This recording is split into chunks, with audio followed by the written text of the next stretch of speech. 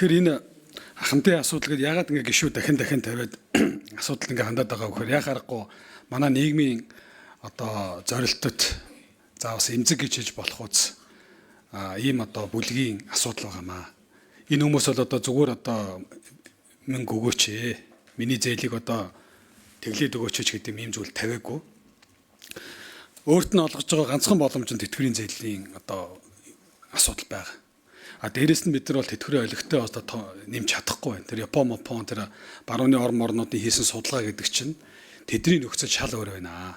Тэд нар ч одоо үндсэндээ дундас тэтгэвэр нь бараг 2-3 мянган доллар байдаг хүмүүс. Бид нар чинь өнөөдөр 200 доллар байдаг хүмүүс аахгүй. Тийм учраас энэ бол одоо Монгол улсыг нэг айл өрхгөө аваад үзэх юм бол яг аргагүй одоо олон хүний асуудал 540 мянган одоо ахмадын асуудал байж байгаа. Тийм учраас энэ тал дээр бол одоо та бүгд маань нэгдүгээрт бол одоо нийгмийн хариуцлагын асуудал, хоёрдугаарт бодлогын асуудлууд байж байна. Тэр түрүүн 0.5% бол одоо тийм их нөлөө биш гэж. Дундаж ахмадын авж байгаа зээлтийг харьцуулаад үзэх юм бол сард 50-аас 60 мянга, заримд нь 100 мянган төгрөгийн одоо зээлийн хүүгийн хүү буурах. Тэгэхээр бид нар чинь ахмадын тэтгэврийг нэг 60 мянгаар 100 мянгаар нэмэх гэж боо юм болоод байгаа шүү дээ. Сар бол.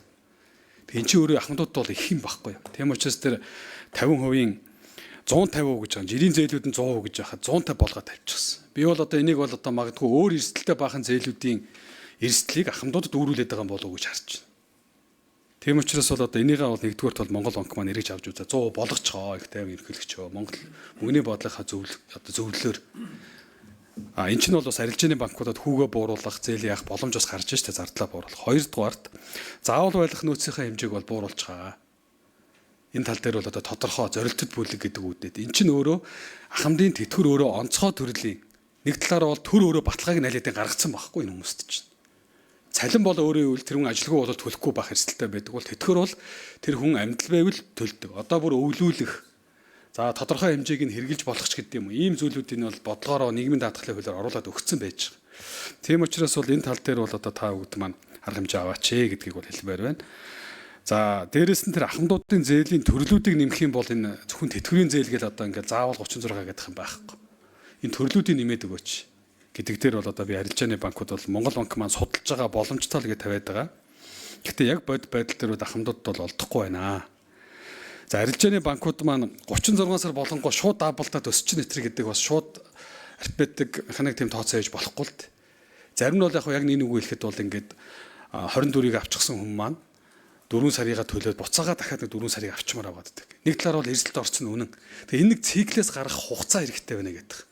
Энд чинь нөгөө талдаа бас нэг амжиргааны асуудал байгаад байгаа учраас бол энийг харж үзээд банкуд Монгол банк тал талаасаа шаардлагатай арга хэмжээгээ аваад өнөөдөр бол ахмадууд биднээс бодит төрдөн хүлээж байна. Тэгэхээр энэ тал дээр нь та бүгд маань нэг сэтгэл гаргадаг. Өнөөдөр бол энэ маш чухал бас би судалгаануудыг харлаа, боломжуудыг харлаа. За Монгол банк маань бас тодорхой ийм бодлогын хүүг 9% руу оруулах боломжтой гэж ярих шиг боллоо. 3 пунктээр бууруулах. Энд чинь зээлийн хүү буурна гэсэн үг. Тийм учраас бол одоо энэ гадаад дотоод энэ Moody's-ийн агентлаг төр бол манай санхүүгийн чадах бол одоо сайжраад үзүүлэлт дээшлэх тусам хүү буурах ёстой. Тийм учраас бол ахмадууд хүүг бодитоор бууруулах. За хугацааг бол бүх ахмадууд 36 сар авах гэдэг юм ерөөсөө байхгүй. Сая одоо харлаа шүү дээ тийм үү. Харьцангуй энийг бол одоо эрс тэтгэврт гардаг өндөр тэтгэвртэй хүмүүс нь дийлийнх нь авд юм байна. Тэр эрдэх юм дээр дийлийнх нь байгаад байна шүү дээ тийм үү. Тийм учраас энэ минь нөхцөлийг харж үзээд одоо зээлийнх нь уян хатан нөхцөлийг нь бол одоо шийдээч гэдэг ийм л үгийг хэлмээр байна. 자, Замира сонгопан Замира